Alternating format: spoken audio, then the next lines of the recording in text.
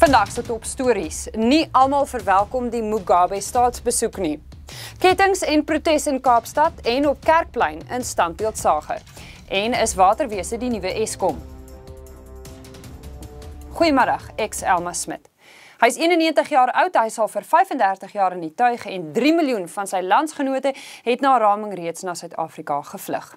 Uitgeweke Zimbabweërs blameer die land se politieke onstabiliteit op hul president Robert Mugabe. So om sy eerste staatsbesoek aan Suid-Afrika in 2 dekades in konteks te stel, praat ons nou met die politieke ontleder Liesel Lou-Vorderen. Liesel, wat maak Robert Mugabe nou hier? Robert Mugabe is op die oomblik die voorsitter van SADC. Dan is hy in Januarie vanjaar is hy verkies as voorsitter van die Afrika Unie, wat nogal baie belangrik is. Hy het homself nou amper gerehabiliteer as leier in Afrika. So hy kom Suid-Afrika toe met daai prestige en met trots, en hy's nou die ouer staatsman, die ouer broer, wat amper kom lesse gee. Ek het hom gesien in Januarie daar by die Afrika Unie. Jy weet, hoe hy nou vir die ander staatsleiers soort van wil leer hoe om hulle eie lande te regeer, wat nou natuurlik nie vir almal baie lekker was nie. Op die ouderdom van 91 voel hy kan nou lesse gee vir die res van Afrika, en hy kom nou met daai soort van agtergrond Suid-Afrika toe. Die doel van die besoek is blykbaar om ekonomiese verhoudings te bespreek, maar wat bied Zimbabwe Suid-Afrika as handelsvernoot? Zimbabwe se relevantie vir Suid-Afrika sal wees oor die lang termyn. Omdat Zimbabwe nog steeds groot potensiaal het, baie grondstowwe, die infrastruktuur is nog steeds daar.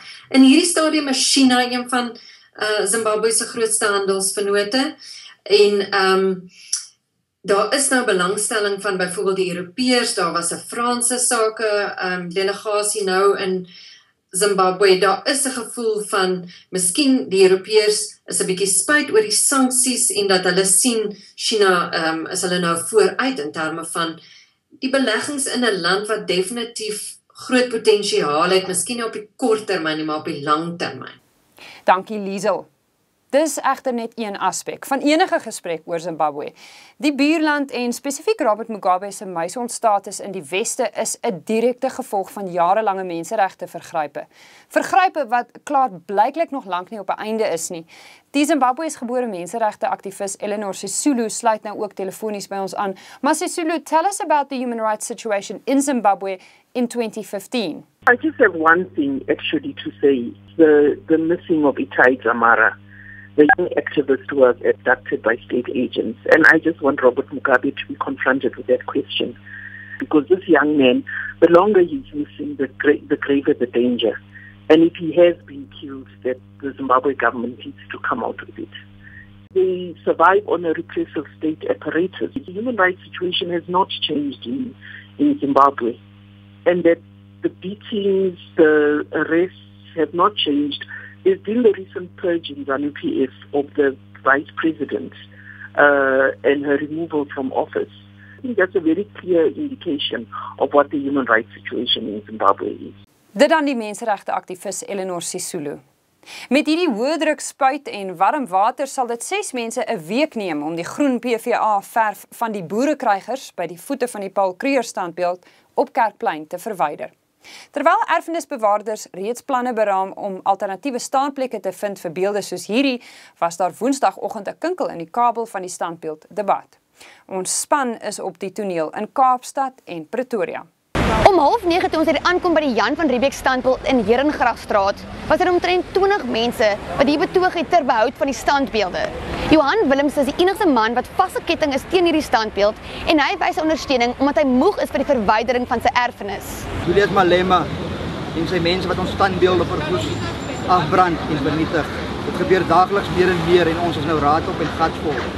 Ek wil sê, as jy my erfenis raak jy aan my. They are mad because they want to live with the past. We going somewhere else. They still want to live like it. They must change their attitude.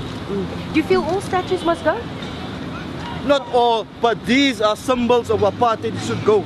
Hulle verwag dat iemand vandag die memorandum by hulle gaan kom haal ter ondersteuning van die behoud van die standbeelde. Die memorandum is oor die beskerming van erfenisterreine en simbole. Dit dan Ineke Coetzee. Intussen op Kerkplein in Pretoria het die aktivis Sonet Bridges en haar ondersteuners ook laer getrek om die Paul Kruger standbeeld. Ons is 'n groot groep mense wat besluit het om hiernatoe te kom vandag, omdat dit wat besig is om tans in die land te gebeur, nie net hier by Paul Kruger se standbeeld nie, maar landwyd sedert die vernietiging by Rhodes Monument begin het, is onaanvaarbaar. Dis onwettig. Ons het wette en reëls in hierdie land. Al is daar baie mense wat dink hulle is bo dit verhewe. Groot kommer heers dat naas die elektrisiteitsverknorsing waarin Suid-Afrika alreeds bevind, watertekorte in die nabye toekoms ook kan ontstaan. Nomvula Mokonyane, die minister van Water en Sanitasie, het in Februarie reeds op 'n departementele vergadering gesê dat die departement se interne boueenheid wat al sedert die 30er jare bestaan, ontbind moet word. Ons hoor of daar word gefluister dat daar tenders uit is op hierdie konstruksieeenheid en ons bekommer ons dat daar weer korrupsie gaan inkom. The tender as it was designed just for water infrastructure was not sufficient to cover the sanitation part. So there had to be a re-advertising because of the reconfiguration of the department into water and sanitation, so that the panel of contractors that we would have would then be able to do both sanitation and water infrastructure development. Wat ons sien is politieke inmengery. En dis wat ons by Eskom ook al sien die baie jare en nou sit ons met die gebakte pere. So ons voel met die politieke inmengery wat ons nou by waterwese begin sien, gaan ons nie geskok wees as ons oor 'n jaar, 5 jaar gaan sien dat water ook in 'n posisie is soos elektrisiteit nie. En die hartseer ding van dit is elektrisiteit is een ding. Maar mense kan nog min of meer oorleef sonder elektrisiteit, maar mense kan nie oorleef sonder water nie. Gaan kyk gerus na die volledige verslag op ons multimedia blad. Tweet ons met die #topstories of e-pos nuus by netwerk24.com.